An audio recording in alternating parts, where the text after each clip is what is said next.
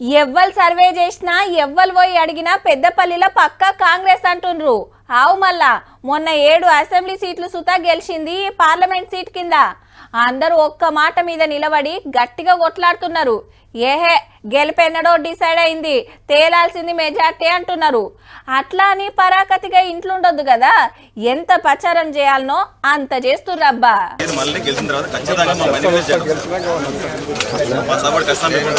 పొద్దుగాలనే మంచిర్యాల జిల్లా కాసుపేటలో సింగరేణి కార్మికులతోటి ముచ్చట పెట్టిండ్రు MLA Vinod sir, MP candidate Vamsi sir. అటెన్క మందమరిలో గేట్ మీటింగ్ నడిచింది. మంతిన్ల శ్రీధర్ బాబు సార్ ప్రచారం.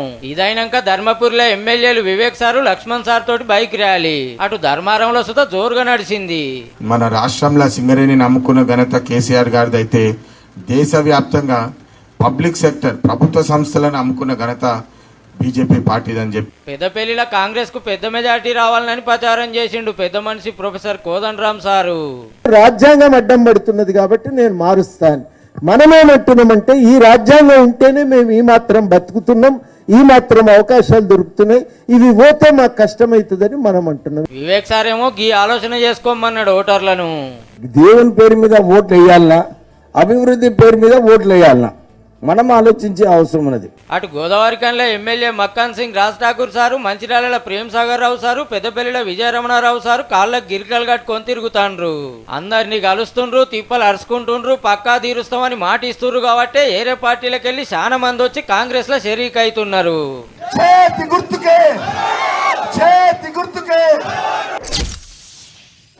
పోలీసులంటే ఫుల్ పవర్. దొంగలను లంగలను పట్టేస్తారు, నేరాలు ఘోరాల వివరాలు గుంజుతారు, ఎక్కువ మాట్లాడితే సాటుకు 2 సప్పరిస్తారు కూడా. ఇట్లా ఎందరినో అరెస్టులు చేసి ఎన్నో కేసులలో శిక్ష లేపించి ఎన్నో అవార్డులు సన్మానాలు చేపించిన కొందరు పోలీసులు ఇప్పుడు ఏరే పోలీసుల ముంగట కూర్చొని అడిగిన ప్రశ్నలకు ఆన్సర్లు చెప్పాల్సి రాబట్టే, అవసరమైతే అరెస్టులు కూడా కాబట్టే. అగో గట్ల కావద్దనే గీసార్ తన్లాట. ఫోన్ ట్యాపింగ్ కేసులో అమెరికాకు పరారైన ప్రభాకర్ రావు సార్ కోర్టు కొత్త ముచ్చట చెప్పిండు. అప్పట్లో కేసీఆర్ నన్ను మస్తు సతాయించిండు, ట్రాన్స్ఫర్లు చేపించిండు, ప్రమోషన్లు ఆలస్యం చేసిండు అని అఫిడవిట్లో రాసి పంపిండు. సీక్రెట్ పోలీస్ పెబ్బగున్నప్పుడు మీదికెళ్ళి వచ్చిన ఆర్డర్లతోటే పని చేసినా వాళ్ళు ఎట్లా చెప్తే అట్లా చేసినా ఏది సొంతంగా చేయలేదని చెప్పిండు కోర్టుకు.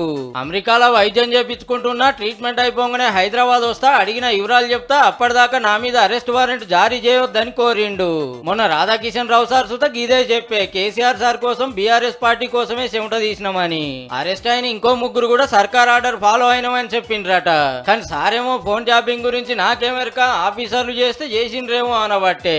లంగలం దొంగలం బట్టే డ్యూటీ ఇడిచిపెట్టి ఏ ఆర్డర్ లేకుంటేనే పార్టీ కోసం కష్టపడొచ్చురా.